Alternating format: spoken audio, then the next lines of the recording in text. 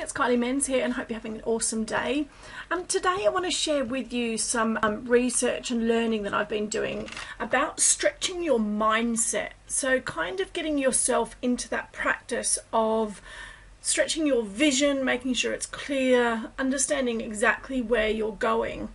And it's an exercise we were given to look at Bob Proctor's Science of Getting Rich. And I went through his audio recently, which is, I think his video is nearly 2 hours. And so he goes into the background of the science of getting rich. And I want to share with you, I guess, some of the key points that I took away from it, hoping that it may help you really start to think bigger than you're thinking now, and that it's okay to do that and why it's okay to do that. So I'm going to talk to you through some of his processes used, some of the questions he gets you to answer, and just go through some of this training to give you more of an insight around what Bob talks about. So bear with me, you'll get a lot out of it. You're going to come away, if you really listen to some of this, it could really change your future. And I do 100% believe it can change your life. If you're not comfortable or happy where you are at the moment, then start to listen to things like this and learn from them, because it really can make big shifts in your life.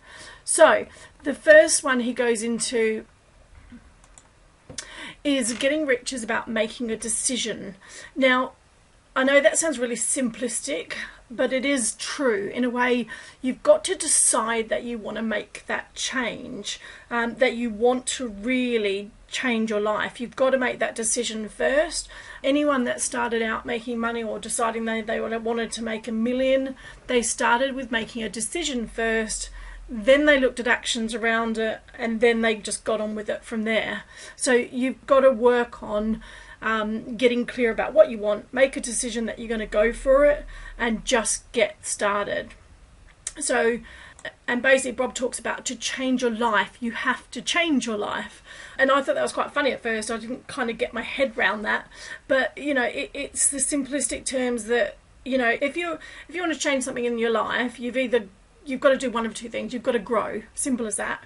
So, you know, if you want to change something, then generally you might have to learn something to get there. You've got to do something different to what you're doing now. He starts by looking at the book Think and Grow Rich. I've read it a few times, and after listening to Bob, I'm going to get it out and read a lot more, because he talks about reading it over and over again virtually every day, because the repetition of the right information will alter what's going on inside. So really start to think about what can be done and how to do it. And remember, it's always an inside job. You know, you can take two people in a room, give them the same information, the same knowledge, and the same know-how. One will go out and succeed with it, and one won't. And the only difference is mindset. Is one will believe that they can do it, and one won't believe they can do it. One will challenge themselves to do it, one won't. So it's not about knowledge necessarily. It's not about your background or where you've come from. It's about your belief and whether you can do something. So to change your life, you've got to change your belief in what you're doing. If you do the same things over and over again, you're going to get the same results. And this is really powerful. The repetition of the right information will alter what's going on inside you. And he gives a really good little tip going, write down what you want on a little card, carry it around with you, and read it all the time and keep reading it. So for example, at my place, I've got a specific check written out. I worked out what my hourly rate would be. I worked out what I wanted to earn annually and how I wanted to do that. And I have checks up everywhere. So every time I wake up in the morning, I see a check above my bed. Every time I sit down at my computer, I have a check next to me. Every time I go to walk out the door, I have a check in front of the door. And I'm reading that figure, I'm learning and I'm studying that figure over and over again, telling me that that's what I want. And one of the key things, and it was really interesting for me, this was a big shift for me when learning from Bob, was that you can't have a goal about getting out of debt. It's the wrong way to think about it. You've got to start to think about earning money instead. So, you know, one of your goals, yes, could be to pay off some debt, but you can't write it down like that. You can't define it like that. So if you set yourself a goal, get out of debt, all you're going to be doing is thinking about debt. For example, and I'm going to try this with weight loss, because if you're thinking about being overweight or weight loss, then that's all you're thinking about. So what you should really be starting to think about is feeling healthy, feeling more alive, feeling more energetic, feeling more fit, you know, you can run up those stairs and feel like you're not breathless. So think about the feelings and that behind where you want to get to rather than what you're trying to get away from. And I just thought that was so powerful. And then he talks about your level of awareness, because in a way, you go through life, you've got to become aware of something first before you can alter it. So, for example, he talks about someone that suffers of headaches. They get headaches because they don't know how to eliminate them. It's an awareness level. And there's 7 levels of awareness which you can go through, which is basically you can respond, react, you can flight, you can follow the masses and the crowds, you can aspire to something, you can be an individual, you get discipline in something, and then you can experience, and then you get to mastery. So ideally what you want to do is become a master of your own mind, is start to think about your awareness levels. So start to listen to your language, start to listen to what you're doing, and I guess it's becoming aware of your actions and what you're doing. So, you know, your thoughts lead your actions. So if you're sitting there thinking, I'm going to have a bad day, you're probably likely to have a bad day. So it's becoming aware and magnifying the key things. You know, everyone knows, his quote was, everyone knows how to earn more, but we all have the same knowledge, but nothing changes. And that's because we're not actually aware of where we are at the time. And then he goes on to talk about your blocks. And these are called your paradigms. I thought this was kind of cool. This is your roadblocks to success. And that's because your old paradigms, which is basically you get paradigms built into you from when you were born. You know, they're other people's thoughts, or other people's opinions, they're other people's beliefs, cultures, whatever they are. You're literally thrown at them since you were born. And you're just a program. So you're going to come across these roadblocks. So it might be that you don't necessarily believe in something. It might be that, you know, you were always told that money doesn't grow on trees, that you have to work hard for your money, that you have to get a good job and work hard. And these sort of paradigms will stop you unless you become aware of them and then know how to deal with them. And he talks about with paradigms, and he calls a paradigm shift, I guess, is that they are really just a multitude of habits. So what you have to do is start to reprogram those habits. And it's getting into action and a routine. So for example, when you get out of bed in the morning and you clean your teeth, everyone has a routine. You can generally watch someone and you'll know their routine. And you didn't write that program. No one told you to get out of bed and do it and blah, blah, blah. Or, you know, no one told you to get in a car and drive that way. That's just accepted that that's how it's done. So what you've got to start to do is reprogram that. But also just be aware you're going to get these blocks. They're going to come up. You can't get rid of them as such. You can obviously start to change them and reprogram them. But what you've got to do is remember they're going to come up. Now they're there for one reason. That's normally to protect you, to kind of look after you, and it's your subconscious mind so saying, oh, hang on, you're getting outside the box, come back, I can't help you then. So you've got to accept them, accept that they're going to come up, they'll be there, but you can find a way around them. So start to look at ways around your old paradigms. So, you know, if you don't have a belief about money, start to get around people that earn the money that you want to earn. Because if you do, you're going to start to believe, well, if they can do it, so can you. And you'll start to reprogram your mind in relation to that sort of block. So that was really powerful. And it's not, you're never going to get rid of beliefs, because that is your programming. Every day you create a new program for yourself. But it's putting the right programs in and starting to create them so that they're getting you in the right direction, not the wrong direction. And basically to shift your current level of earnings was gets you to ask yourself 3 key questions. 1 is, what am I doing? 2, what works? 3, what doesn't work? And stop doing what doesn't work and put all the energy and time into what does work. So if you're already doing things at the moment and say you want to double your income, go and look at the exercises and things that are doing at the moment that are creating you an income. Then look at what you're doing that doesn't create you an income. And look at all the activities that you're doing. Look at the things you're wasting your time on that really don't produce results. And then stop doing them and start doing more of the things that does get you results. And then that way you will basically end up yeah, moving your level of earnings. And this was just real information, was the law of compensation. This is the amount of money as always goes in direct ratio. The need for what you do, so that's your skill set, your service, whatever it is that you do. Then it's the ability to do it, so how well you do it, what sort of service you provide, what sort of level of knowledge you have. And then the difficulty in replacing you. So can they get it from someone else easy? Can they just replace you? And Bob talks about focusing on number 2, is make an effort to be better today than you were yesterday every day. So he talks about becoming a master at what you do. So if you're in sales, become a sales professional expert. Learn everything you possibly can about selling and become a master at it, because it makes you much more harder to be replaceable and you're more likely to earn more income from there as well. And then it goes into changing your mindset. So opening your mind up to 2 questions. And this was fascinating because when he did this live, no one could answer these questions. And this is, again, a getting around clarity. And, you know, if you've got confusion in your life of where you want to go or what you want to do, or you don't know what you want, most people know what they don't want in their life, but they don't know what they do want. And if that's the case, your mind can't process it. You know, we always used to say in sales, a confused person will never buy. And it's exactly the same with your mind. If it's confused, it'll never go anywhere. So you've got to open up your mind and think of these 2 questions. How would your life change if your monthly income suddenly became your weekly income?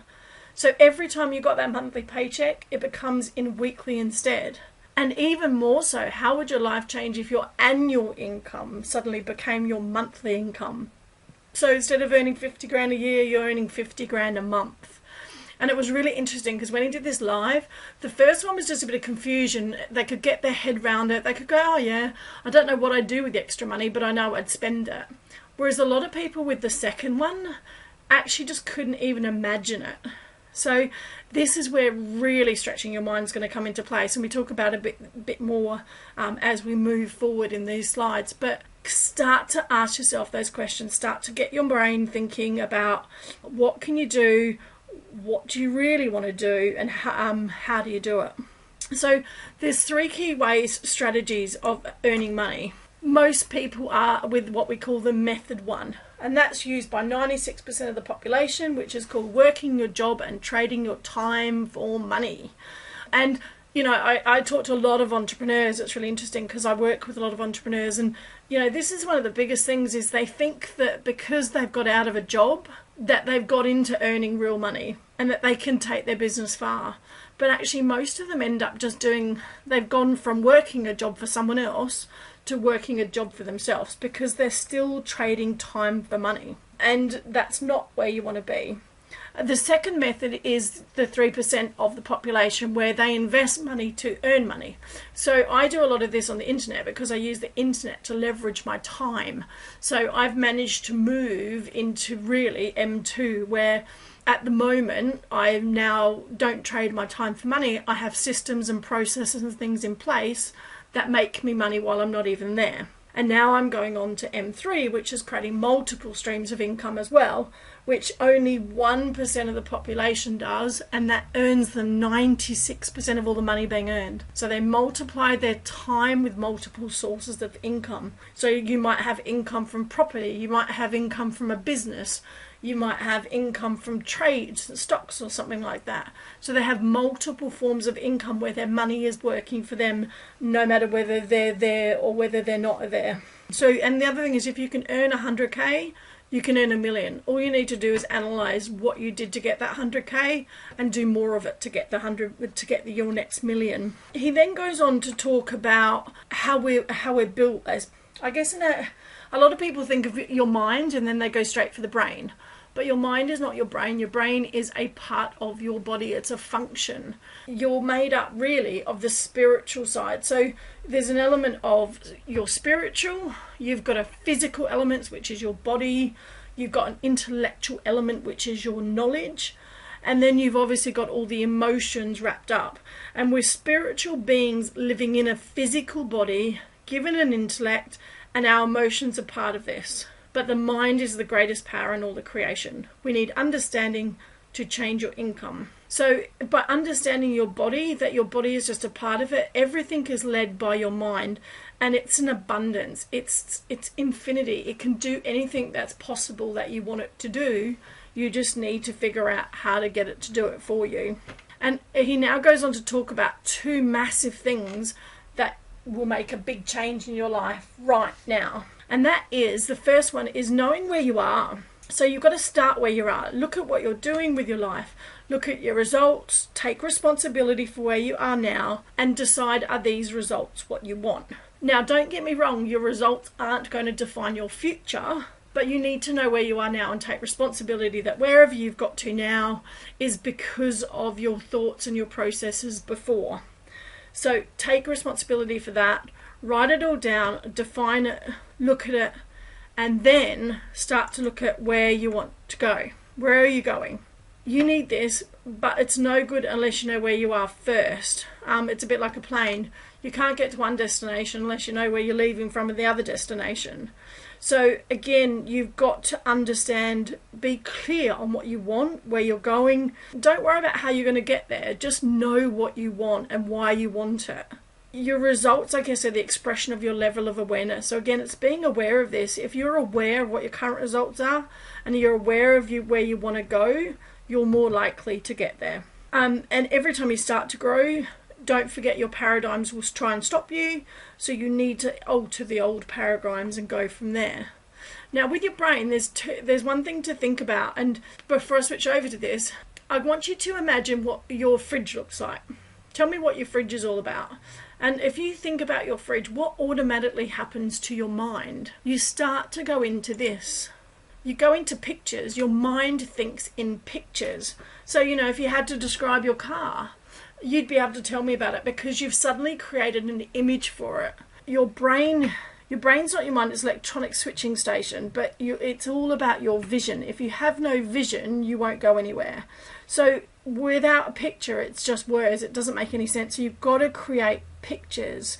Think about it. Bob talks about rearranging your living room, say. If you're going to rearrange your living room furniture, what normally happens first? What's the first thing that your brain does? It goes and creates an image of what it might look like.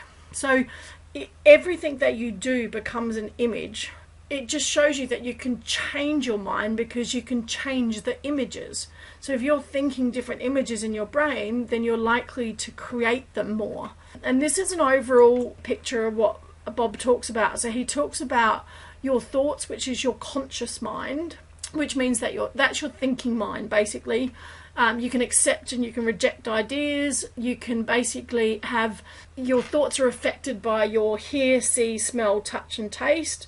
And that's basically looking at where you create an image from something. So for example, you have, he calls them the antennas. So if you see, for example, that your bank statement is, say, on a negative, you automatically think that's where you are. By doing that, you're actually, by looking at images and seeing and touching, if you're overweight, then you're feeling fat, you're feeling overweight, you're feeling like that. And of course, so the thoughts that go through your head then become your subconscious thoughts and feelings, which is, I feel fat, I feel heavy, I feel overweight. So you've got all these antennas bringing you receptions into your mind. But what you've got to remember is you can reject them. You have that ability to reject something. So if someone tells you something, so for example, a banana is, horrible, you can reject that and go, actually, I like bananas, because you don't have to accept what is you've been told, because it's just what someone else has been told and what they've been told and what they've been told. So you can alter that and opposite only in your thoughts, in your conscious mind. And then your subconscious mind is all the feelings behind it. Now that accepts all the information impressed upon it. So it's a bit like it can't tell between what's real and what's not real. So if you keep feeding it stuff that's not real, it's not going to know. So you can feed it images of things, and you can it can only accept, so it can't define between real or imaginary. So if you can start to get your imagination going, start to create those thoughts that then create the feelings in your subconscious mind, you will then see a reaction and a change. And by doing that, what happens is your body then starts doing things differently. Your vibration lines up, you get into your energy flow, and that controls the action and the behavior of your personality and where you're going. So always remember that, and remember your paradigms are going to come up. They're going to try and block you, so you've got to overcome them at all times, and think about how to change those paradigms by repetitiveness, repeating what you want instead of what you don't want. And the power of thought, so going to the power of thought. So currently, like we said, you're told to look at your current results. So like you said, you might be looking at your bank statement, we might be looking at the scales, you might be looking at the car that you drive, or whatever it is. We're always told by our power of thoughts to look at where you are, where you currently sit in your box, I say. And, schools programmed us like this. You're never told to fantasize. You're always told to stop daydreaming. You're controlled by always being told that you've got to get back in line and things like that. So you're forever programmed like that, and it's the worst thing that can happen. Yes, you can have all the knowledge, but you won't alter your results because you never dream big enough. Because if you're looking at only your current results, then they're going to cause your current thoughts. So, they're going to cause the thoughts that you might be broke at the moment, or that you might not be earning enough, and then that causes your emotions behind it. So you get stressed out, you feel anxiety, you worry about it and things like that. And then that causes the action. So what happens is you end up doing the same thing over and over again, and you don't get anywhere. So your power of thoughts is really, really important. So instead, to alter that, you've got to change that first step. So it's not about the power of thoughts around your current situation. It's about the power of thoughts of where you want to go. So again, it's these two questions. Where are you now? Acknowledge it, accept it, and then move on to where you want to be. So start with an idea instead.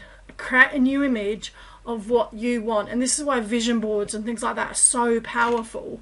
If you can create a real vision and a picture and have it up everywhere of where you want to go, what you want to do, every time you look at it, you're telling your brain, that's where I want to go, that's what I want in my life. And so what happens is then your thoughts start to go around that. Well, I can have that. Yes, if I had all the resources, I'd have that tomorrow. So I can have it. It is possible. I just need to get there. And then that causes the emotion. So what happens is you start to feel it. You start to think, oh, I believe it. I can live it. I'm there. And then that causes the actions. And I loved Bob's, analogy that he used. And he used it as become a director in your own movie. If you think about most people in life, they go through their life living it averagely, living to survive as if they're just in existence. So, he describes it as, you've got this fantastic play, you're the director, you could be the star, and actually what happens is you just become the little extra that just stands on the sideline and watches everyone else doing it and says, oh, why are they the star? Why aren't I doing this? Oh, I wish I could do that. So you've got to become a movie star. You've got to take your own script, read it again, internalize it, and then play it. Get into your own imagined reality. So again, it goes back to this vision. What do you really want? Tell yourself over and over again what you want and that you can do it. And then play it. Get into action. Get into that part of your mind where you start to then go on and actually create it. And I love this. He talks about the ignorance versus knowledge. And it's really fascinating because ignorance about something creates doubt, it creates worry. You have the fear, it's expressed in anxiety. This is why people get sick. It's suppressed, it turns into depression. And I love it. It's called disease, and then it's disintegration. So you're not going anywhere. If you're living in a world of ignorance and you're not becoming aware of what's going on around you, the opportunities you have, being grateful for what you have at the moment, but thanking it, saying, I'm grateful for where I am, but this is where I want to go. You're not going to move to what he calls knowledge, which is develop an understanding, creating a faith. It's that belief factor, which then leads to well-being, expression. They know they're alive. You can feel the energy. When you walk into a room full of people at a networking event, and you see someone that's really passionate about what they do and they know where they're going, and you can just see it. They're alive and they get it. They're at ease with where they're going and they're in creation mode, and it's just an awesome place to be. So move into that, get away from it. And always keep remembering, what do you think about? What do I really want? Not what I can afford, not what I think I can do, but what do you think about? And create a purpose until it becomes an obsession. So think about, this is where your vision and your dreams come into it, is you've got to find something that's bigger than you are, and you've got to stick to it. So you've got to really believe in it, you've got to love it, you've got to want it. Make it so it becomes an obsession. Create that, the bigger vision around it, create that big why around it. And when in goal setting, he talks about 3 levels of goal setting, and most people do what they call a level A, which is what they know. So they set up goals on stuff that they know how to do it safe. So for example, you hang out with people that are comfortable with. If you're miserable, you can't hang out with happy people. You stay around the same people and the same level of existence because you're comfortable. So you know you can achieve it. You know you can get there. And then the next step is people tend to go to plan B, where, oh, what could I do? They start to stretch a little bit. They think about what I can do. But then what happens is people around them try and stop them. So, they don't want you. They want you to win because they care about you, but they don't want you to leave. They want you to have a plan, but you get no inspiration and no support from it. So you get stuck in this plan phase. You've got this great plan, but you really don't have the inspiration or the support around you to get there. So you've got to go to fantasy C, which is what I want, and go after what you want. Fantasize, create that big vision, that big dream. I always do exercise with people to go, start dreaming again. Remember what it was like as a child to start to think about where you really wanted to be. Did you want to be an astronaut? Did you want to be a teacher? I don't know. But go back to fantasize again and allow yourself to dream, to think about that bigger picture. If there was nothing stopping you getting there, what would you do tomorrow? And one of the favourite questions is, if money was no object, what would you do with your life? So start to think bigger and outside that box. And he shows you a really good method of how to get this, because you've got to start with your fantasy. So start with that idea, that vision, that goal, and then ask yourself some questions. Can I do this? And that's not a question about your abilities or your skills. It's more, can I do this? If I had the right resources, everything around me that I needed to do, could I actually do it? Could I physically actually do it? Most of the time, your answer is yes. And again, it's that same question. If money was no object, could you do this? Ask yourself, can I do this? Don't worry about how or what yet. Just ask yourself, can you do this? And then the next question is, are you willing to do it? And that's key, because, to get where you want to go, to get to a big fantasy and a bigger vision and a bigger why, there are sacrifices. You've got to make some sacrifices. You've got to be willing to take that first step. It's like the guy climbing up Everest when he first went. He didn't know how he was going to get to the top of the mountain. He didn't know even if he could. But what he knew, that he would have to start step by step. He'd have to cling to the edge of the mountain, do it bit by bit. And he knew, A, he had the obsession and the determination to get there, but B, he knew he wanted to do it. He had the willingness to try and sacrifice. And yes, he didn't make it the first time. Yes, he didn't make it the second time, but by hell he made it the third time. So again, and then what happens is, by doing these steps and actually deciding that you can do it and you're willing to do it, you create a belief around it. And the belief then becomes theory.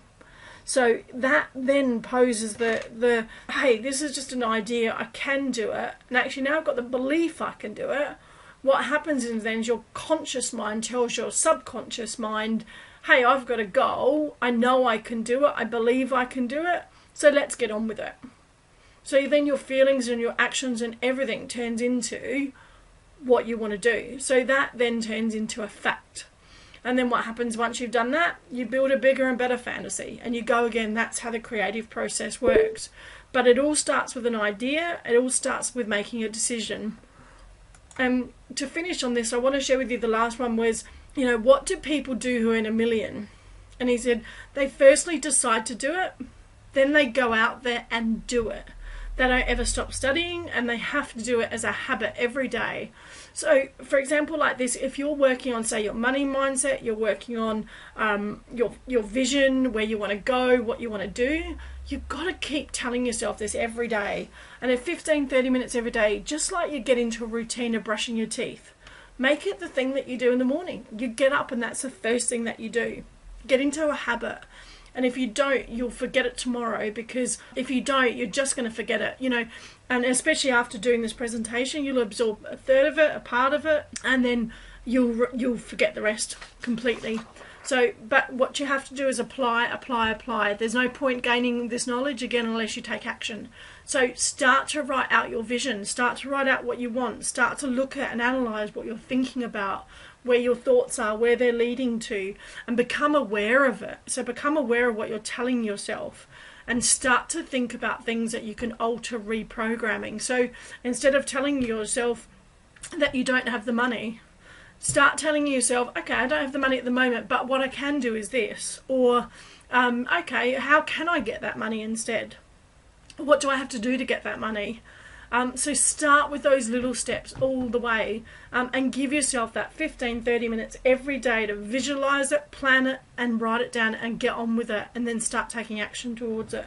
Become an actor in your own movie. Become your star. Don't become an extra. So it's Kylie Menz here. Hopefully you've learned something from Bob's presentation. I loved sharing this because it's something that I work on daily. It is starting to change my life. You know, there was lots of shifts I had before Christmas where I said, right, this is where I want to go, this is what I want to do. And funnily enough, a mentor fell into my lap in January. That's taken me to one level, and then I know it's going to go to another level, because I'm finally asking myself those questions: what do I want? Not what does someone else want. So hopefully that gives you some clarity. Get out there now, write down your big visions, and don't be scared to dream.